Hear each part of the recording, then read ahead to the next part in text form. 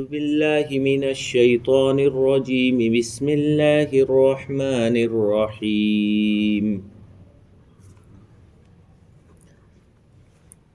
إن الأبرار يشربون من كأس كان مزاجها كافورا عينا يشرب بها عباد الله يفجرونها تفجيرا يوفون بالنذر ويخافون يوما كان شره مستطيرا ويطعمون الطعام على حبه مسكينا ويتيما وأسيرا إنما نطعمكم لوجه الله لا نريد منكم جزاء ولا شکورا. یقیناً نیکوکار وہ پئیں گے ایسے جام سے کہ جس کی ملاوٹ کافور کی ہوگی. وہ ایک چشمہ ہے کہ جس سے اللہ کے بندے پئیں گے، وہ اس کو جہاں چاہیں گے بہائیں گے. وہ ایسے لوگ ہیں جو نظروں کو پورا کرنے والے ہیں اور اس دن کی برائی سے ڈر رہے ہیں کہ جس کی برائی پھیلی ہوئی ہے، اور اس دن سے ڈرنے والے ہیں کہ جس کی برائی پھیلی ہوئی ہے.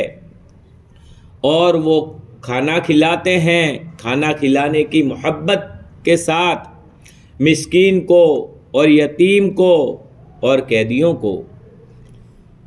اور وہ کہتے ہیں کہ ہم تم کو کھلاتے ہیں اللہ کی خوشنودی کے خاطر، ہم تم سے بدلہ یا احسان کے طلبگار نہیں ہیں. ہم ہمارے پروردگار سے ڈرتے ہیں نحوست والے تلخی والے دن سے.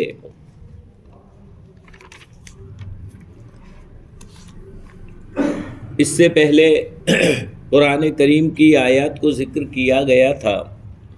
اس کے اندر اللہ تبارک و تعالیٰ نے بتلایا تھا کہ اللہ تبارک و تعالیٰ نے دنیا کے اندر دو راستے رکھے ہیں، ایک ایمان والا راستہ اور ایک کفر والا راستہ، ایک شکر گزاری والا راستہ، ایک ناشکری والا راستہ، یا یوں کہو تو ایک نبیوں والا راستہ اور دوسرا شیاطین کا راستہ. اب انسان کو اللہ تبارک و تعالیٰ نے اختیار دیا، مجبور محض نہیں بنایا بلکہ اختیار دیا کہ وہ اپنے اختیار سے جس راستے کو چاہے وہ پسند کر سکتا ہے.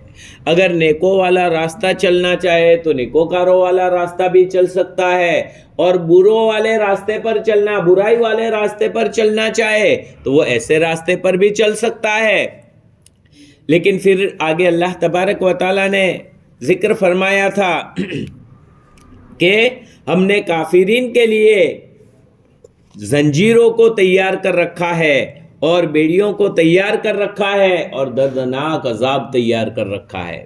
یعنی اگر برائی کے راستے پر چلو گے، ناشکری کے راستے پر چلو گے، کفر اختیار کرو گے، اللہ تعالیٰ کا انکار کرو گے، انبیاء کرام علیہ السلام کی لائی ہوئی باتوں کا انکار کرو گے اور نہیں مانو گے، ہماری نافرمانی والا راستہ اختیار کرو گے، تو اس صورت کے اندر ایسے کافرین کے لیے ہم نے سخت عذاب تیار کر رکھا ہے. زنجیروں میں جکڑے جائیں گے، باندھے جائیں گے جہنمیوں کو، گلے میں توق پہنایا جائے گا اور پاؤں میں بیڑیاں پہنائی جائے گی، اور سخت عذاب کے اندر، آگ کے اندر ان کو ڈال دیا جائے گا. دہکنے والی، بھڑکنے والی آگ کے اندر انہیں ڈال دیا جائے گا. قرآن کریم کی ایک شان رہی ہے. اب جب عذاب کا تذکرہ آتا ہے تو مومنین بھی گھبرا جاتے ہیں کہ اللہ رب العالمین اتنی بڑی ذات، جب وہ ذات اتنی بڑی ہے اس کا عذاب کتنا خطرناک ہوگا، ہمارا کیا ہوگا. تو مومنین کے دل میں بھی جب ڈر آ جاتا ہے، قرآن کریم فوراً اللہ رب العالمین، قرآن کا ایک طرز ہے، فوراً اللہ رب العالمین اپنے بندوں کو، نہیں میرے بندو، تمہیں گھبرانے کی ضرورت نہیں ہے، تمہارے لیے وہ جگہ نہیں ہے، بلکہ تمہارے لیے تو ہم نے اچھی جگہ تیار کر رکھی ہے۔ فوراً تذکرہ آیا، ان الابرار، یقیناً نیکوکار لوگ، نیک لوگ، یشربون، پئیں گے، من کاسن، ایسے جام سے، ایسے پیالوں سے جس کی ملاوٹ کافور کی ہوگی، خوشبودار ہوں گے، خوشبودار شربت انہیں پلایا جائے گا، وہ تو عیش و عشرت میں ہوں گے اور خوشبودار شربت سے پینے والے ہوں گے، عینن، اور وہ خالی ختم ہو جائے ایک گلاس ملے گا ایسا نہیں، کہ کہیں جاتے ہیں شادیوں وغیرہ میں شربت وغیرہ تو ایک گلاس اچھا لگے تو بھی اب دوسرا مانگنے میں بھی شرم آوے اور نہیں مانگ سکتے، لیکن ایسا نہیں ہوگا، وہاں تو چشمہ جاری ہوگا، شربت ہوگا، اور وہ جنت کا شراب، جنت کی کا شربت، کیا لطف ہوگا، کیا مزہ ہوگا۔ تو یہ جس سے پئیں گے وہ چشمہ ہوگا کہ جس سے اللہ کے بندے پئیں گے، اور خالی پئیں گے نہیں، جہاں چاہیں گے بہا لے جائیں گے، یعنی وہ چشمہ بھی وہاں پر بہہ رہا ہے، پانی پینا ہو ہمیں تو وہاں پر پانی ہے تو اٹھ کے جانا پڑے گا، لینا پڑے گا، جنت میں ایسی تکلیف لینے کی ضرورت نہیں ہے۔ دنیا میں تکلیف برداشت کر لو، اللہ تعالیٰ کو راضی کر لو، اللہ تبارک و تعالیٰ کی عبادت کر لو، یہاں دنیا کے اندر بھاری پڑے گا، گناہوں کو چھوڑ دو، نافرمانیوں کو چھوڑ دو، اپنی خواہشات کو چھوڑ دو، اللہ رب العالمین کو راضی کر لو۔ اگر اللہ رب العالمین کو راضی کر لیا تو پھر وہاں مزے ہی مزے ہیں۔ یفجرونہا تفجیرا، جہاں چاہیں گے، روایتوں میں آتا ہے انگلی سے اشارہ کرے گا یوں، جنت کی نہر وہاں آ جائے گی۔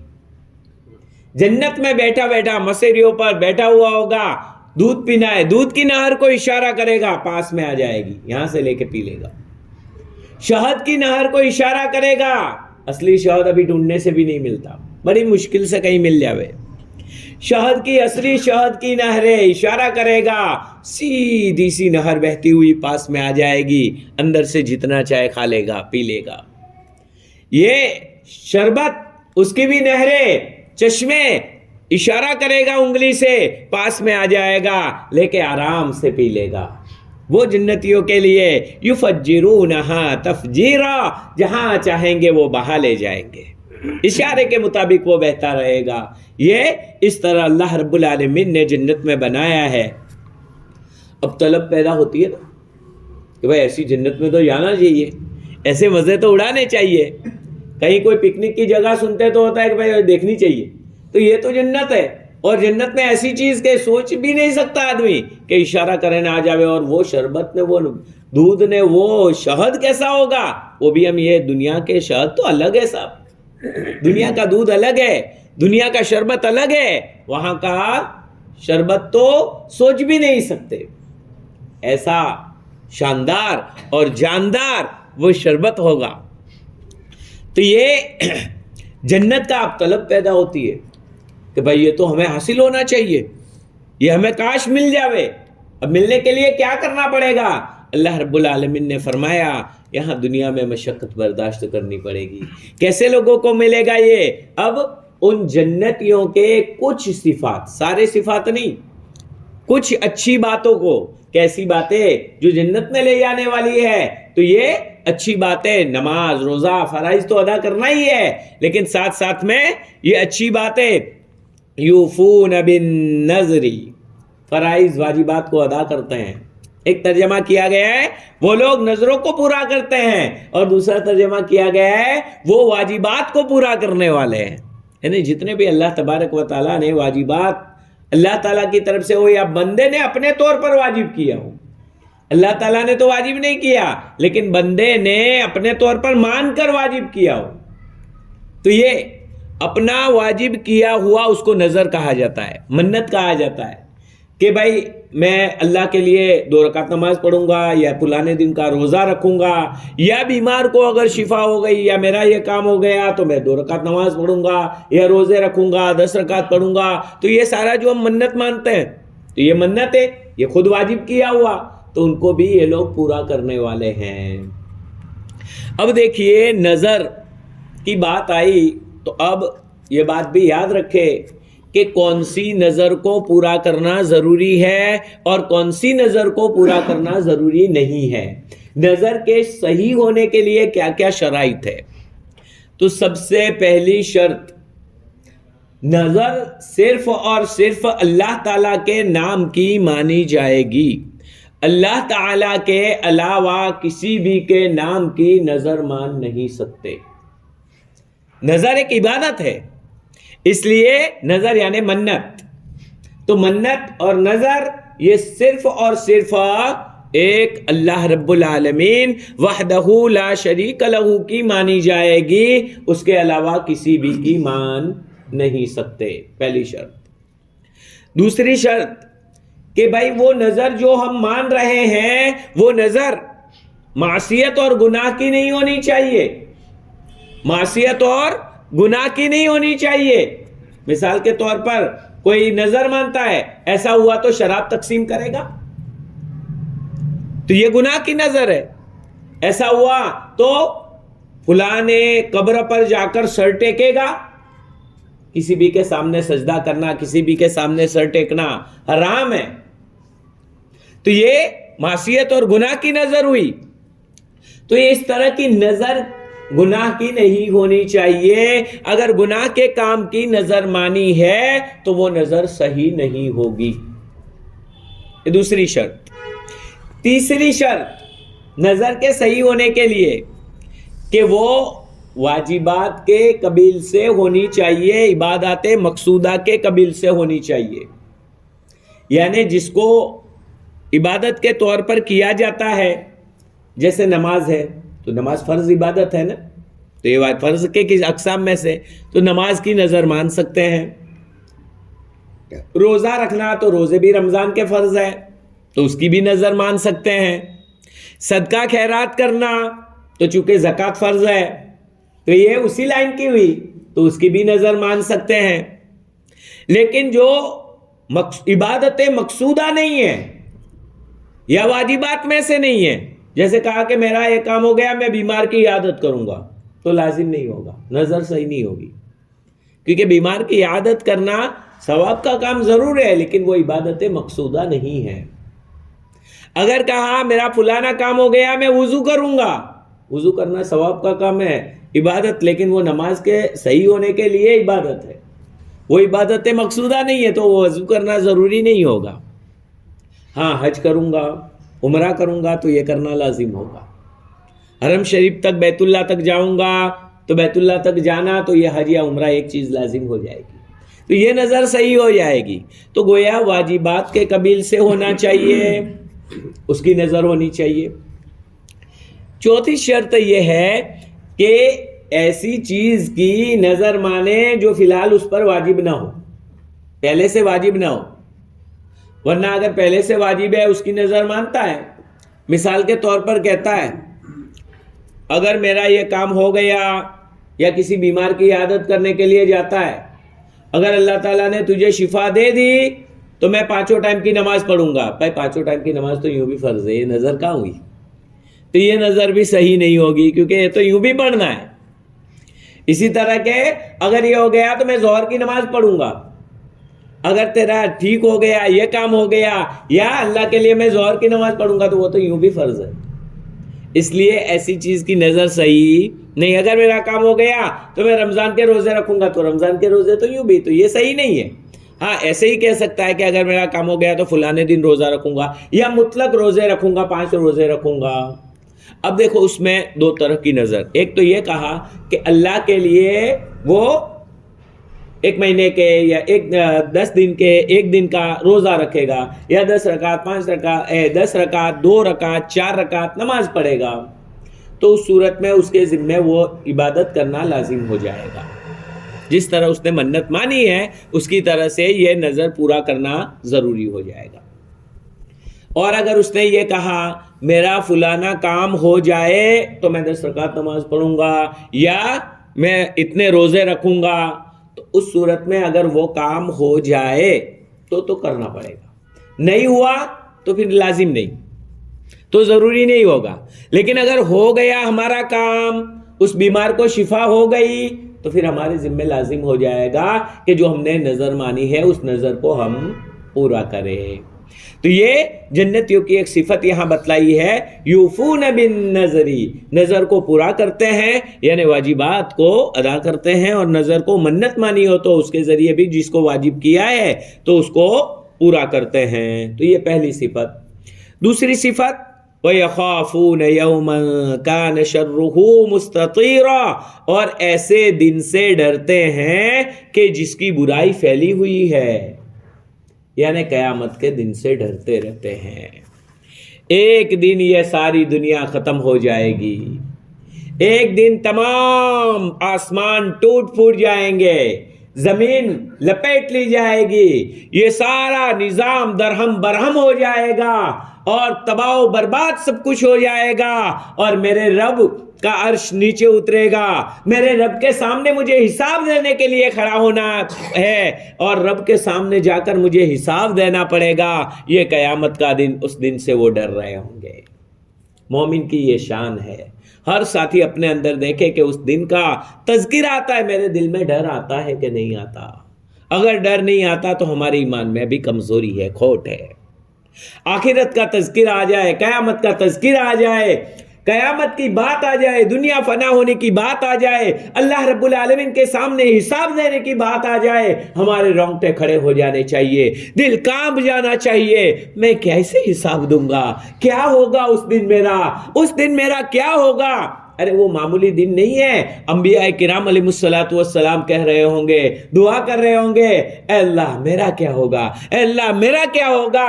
تو ہماری کیا حالت ہوگی؟ تو یہ مومنین جو اس دن سے ڈرنے والے ہوں گے تو ان کو یہ جنت ملے گی. وہ یا جنت چاہیے تو ہمیں ہر دن قیامت کے دن سے ڈرتے رہنے چاہیے. ہمارے دل میں قیامت کا ایک خوف ہونا چاہیے، اور اگر یہ ڈر رکھے گا آدمی کے لیے گناہوں سے بچنا آسان ہو جائے گا. کوئی بھی گناہ کی بات سامنے آئے گی، چاہے بد نظری کا موقع ہو، نفس تقاضا کر رہا ہے کہ میں اس کو دیکھوں، چاہے گناہ کا سامنے اور دل تقاضا کر رہا ہے کہ یہ گناہ کا کام میں کر لوں، لیکن وہ دن کی یاد آ جائے گی، میرے رب کے سامنے، میرے پیدا کرنے والے کے سامنے مجھے کھڑا ہونا ہے. میرے پیدا کرنے والے کو میں کیا منہ دکھاؤں گا؟ میرے پیدا کرنے والے کے سامنے میں کس طرح سے جاؤں گا؟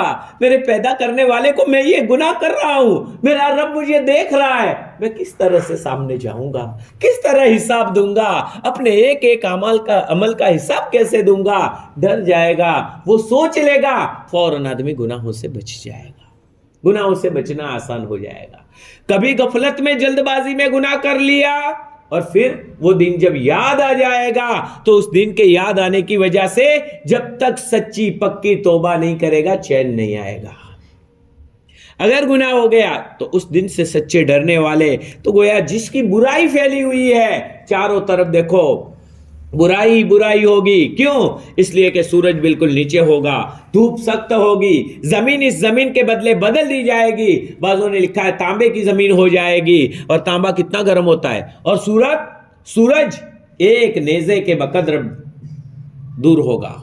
تو اتنا نیچے سورج ادھر ہے تو گرمی کے موسم میں کتنی سخت گرمی لگتی ہے جب نیچے آ جاوے. اور زمین یہ مٹی کی ہے، اتنی گرم ہوتی ہے. جب یہ زمین تانبے کی بن جائے تو کیا حالت ہوگی؟ تو یہ ایسی حالت کے اندر وہاں تو یہ گویا ہر طرح سے برائی بچنا مشکل، تکالیف، پریشانیاں. ایسے دن میں کیا ہوگا ہمارا؟ عرش کا سایہ کن کو ملے گا؟ ہم عرش کا سایہ ملنے والوں میں ہوں گے کہ نہیں ہوں گے؟ کیا ہوگا ہمارا؟ تو یہ لوگ اس سے ڈرنے والے ہیں. تیسرا کام، تیسری صفت ان کی، وَيُطْعِمُونَ الطَّعَامَ عَلَى حُبِّهِ، اور کھانا کھلانے کی محبت کے ساتھ کھانا کھلاتے ہیں. ایک تو یہ کہ آ کے تشکیل کی کہ بھائی غریبوں کو دینے جیسا یہ اب مولانا آئے ہیں، مفتی صاحب آئے ہیں، شرم کے مارے کچھ کہہ نہیں سکتے، لو دینا ہی پڑے گا. ایک تو یہ بھاری پڑتا ہے دیا، اور ایک یہ نہیں میرا رب راضی ہو جائے، میرے رب کا حکم ہے، یہ بھی میرے رب کی مخلوق ہے، یہ غربا بھی میرے رب کے پیدا کیے ہوئے ہیں، میں ان کو کھلاتا ہوں. تو ایک محبت کے ساتھ غریبوں میں یتیموں میں تقسیم کرتا ہے. آج کل شادیوں میں مالداروں میں تو بڑی سے بڑی دعوت، اس نے اتنی کی تو ہم ڈبل کریں گے اور ڈبل ٹبل کے مقابلے کریں گے اور مالداروں کو دعوت دیں گے، لیکن غربا کو کوئی یاد نہیں کرے گا. حالانکہ سب سے پہلے غریبوں کو کھانا کھلانا چاہیے محبت کے ساتھ. کھلاوے مالداروں کو بھی، میں منع نہیں کر رہا ہوں، مالداروں کو بھی کھلا سکتے ہیں، ولیمہ کا کھانا وغیرہ مالداروں کو بھی دعوت دے، لیکن ساتھ میں غریبوں کو بھی شامل کر لے. اور ایسے بھی غربا میں کہ بھائی یہاں ضرورت مند ہے، کمبل کی ضرورت ہے، کمبل تقسیم کرو، کھانے کی ضرورت ہے، کھانا تقسیم کرو.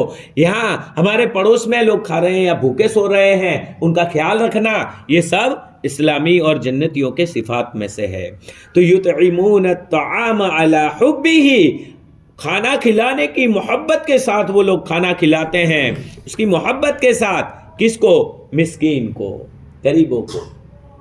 دیکھیے مسکین سے مراد جو ہاتھوں میں چاندی 250 گرام کے کلے پہنے ہوئے، اور تو یہ مسکین نہیں ہے، یہ تو صاحب نصاب ہے.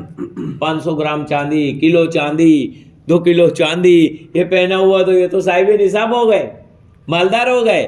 تو یہ نہیں، مسکین سے مراد جس کے پاس گھر میں کچھ بھی نہیں ہے، یا یہ کہ وہ زکوٰۃ کے نصاب کے بقدر اس کے پاس کچھ بھی ایکسٹرا کھانے پینا اور رہنے کا گھر وغیرہ اس کے علاوہ ضروریات کے سامان، ضروریات زندگی سامان کے علاوہ ایکسٹرا اتنی چیزیں نہیں ہیں کہ جو 612 گرام چاندی کی قیمت کو پہنچ جاوے.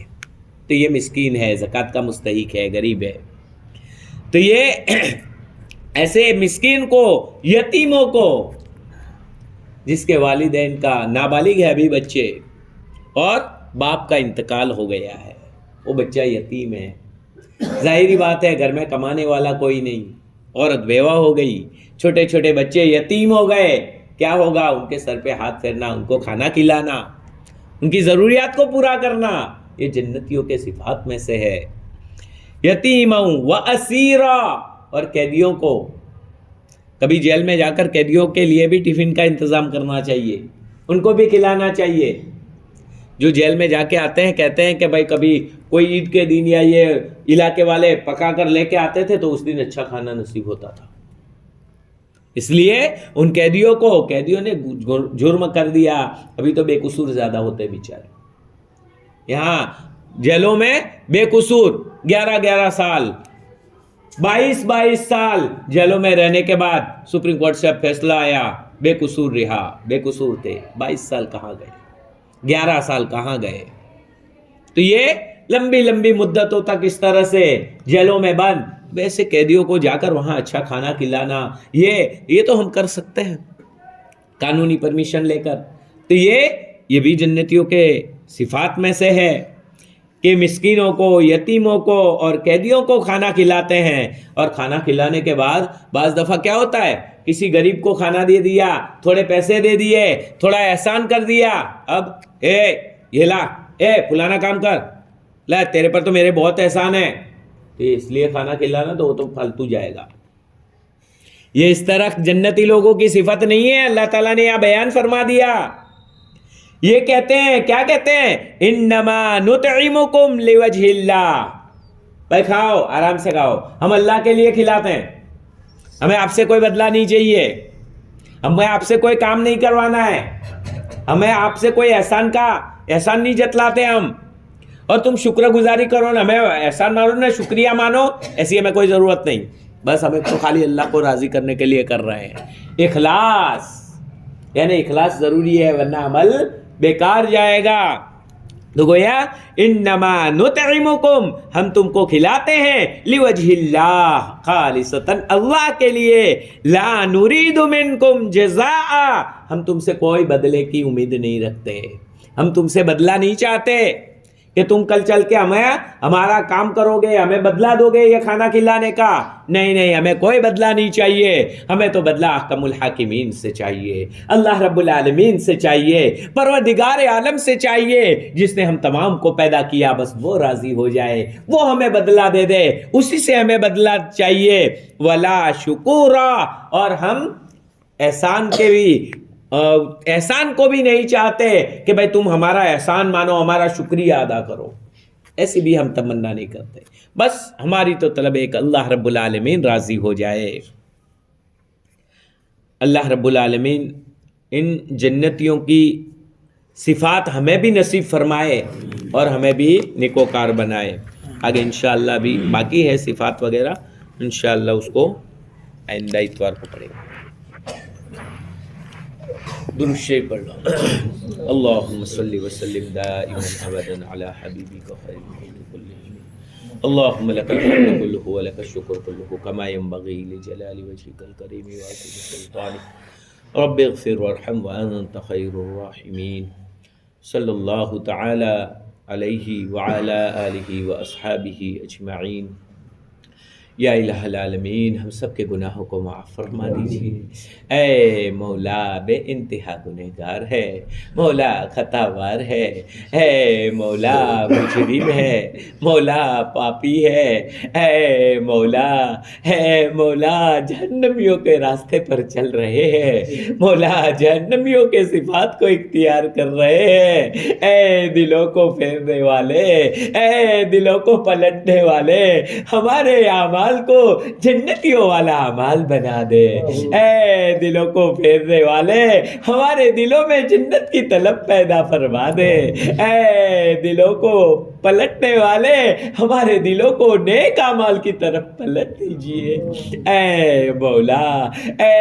مولا معاشرہ گندا ہو چکا ہے، ہمارا ماحول گندا ہو چکا ہے، ہمارا نظام گندا ہو چکا ہے، اے مولا چاروں طرف گناہ ہی گناہ ہے، مولا گناہوں سے نکلنا بڑا مشکل اور بھاری ہو چکا ہے، اے مولا گناہوں سے نہیں نکل سکتے، مولا اے مولا تو ہی اپنی رحمت کی رسی ڈال کر ہمیں گناہوں سے نکال دیے، اے مولا آپ ہی ہمارا سہارا ہے، اے مولا آپ ہی ہمیں گناہوں سے نکال دیجئے، مولا اس گندے معاشرے میں مولا آپ کی چاہت کے مطابق زندگی گزارنا بڑا مشکل ہو گیا ہے، مولا آپ کی چاہت کے مطابق ہمیں زندگی گزارنے کی توفیق عنایت فرمائیے، اے مولا ان ظاہری انسانوں سے ہم ڈر رہے ہیں، اے مولا تیرے آخرت کا یقین ہمیں نصیب فرما دے، مولا تیرے عذاب سے ڈرنے والا ہمیں بنا دے، اے مولا قیامت کے دن سے ہمیں ڈرنے والا بنا دے، اے مولا جنتیوں کے صفات کو جو تو نے قرآن کریم میں ذکر فرمایا ہے، مولا ان صفات سے ہمیں آراستہ فرما دے، مولا وہ صفات ہمارے اندر پیدا فرما دے، اے مولا اگر اسی حال میں ہم مر گئے مولا ہمارا کیا ہوگا، اے مولا ہمیں مرنے سے پہلے جنتیوں کے صفات اختیار کرنے کی توفیق عنایت فرما، مولا ملک الموت جب آ جائیں گے مولا ذرہ برابر مہلت نہیں ملے گی، اے مولا اس سے پہلے مولا ہمیں جنتیوں کے صفات سے آراستہ ہونے کی توفیق عنایت فرما دیجئے، اے مولا پورے مجمع کو قبول فرما لیجئے، مولا ہم تمام کی مغفرت فرما دیجئے، مولا پوری امت کے لیے دین پر چلنا آسان فرما دیجئے، اے مولا جتنی بھی دین کی محنتیں ہو رہی ہے تمام کو قبول فرما لیجئے، مولا پورے مجمع کی جائز تمناؤں کو پورا فرما دیجئے، اے مولا جو مانگا وہ بھی عطا فرمائیے، جو مانگنے سے رہ گیا وہ آپ اپنے فضل و کرم سے آپ کے شایان شان ہم سب کو نصیب فرما دیجئے، اے مولا ہماری ٹوٹی پھوٹی دعاؤں کو محض اپنے فضل و کرم سے جناب آقا محمد رسول اللہ صلی اللہ علیہ وسلم کے صدقہ طفیل میں قبول فرما لیجئے، مولا جنہوں نے دعا کے لیے کہا ہے لکھا ہے متوقع ہے تمام کی جائز تمناؤں کو پورا فرما دیجئے، مولا یہ مجمع آپ کے نسبت پر آپ کے کلام کی تفسیر کو سننے کے لیے جمع ہوا ہے، مولا سب کو قبول فرما لیجئے، مولا ہر ایک کی جائز تمنا کو پورا فرما دیجئے، اللهم ربنا تقبل منا إنك أنت السميع العليم وتب علينا يا مولانا إنك أنت التواب الرحيم. اللهم إنا نسألك من خير ما سألك منه نبيك وحبيبك سيدنا محمد صلى الله عليه وسلم، ونعوذ بك من شر ما استعاذك منه نبيك وحبيبك سيدنا محمد صلى الله عليه وسلم. أنت المستعان وعليك البلاغ، لا حول ولا قوة إلا بالله العلي العظيم. سبحان ربك رب العزة عما يصفون وسلام على المرسلين والحمد لله رب العالمين برحمتك يا